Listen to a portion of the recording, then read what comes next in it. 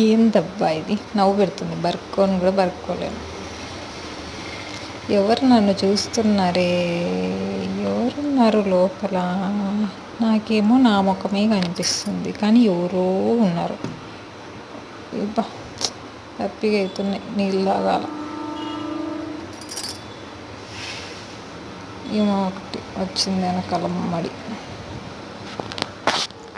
ఎవరో ఉన్నారు లోపల, నాకు అర్థం కావట్లే. ఎవరుంటారు? ఎవరబ్బా?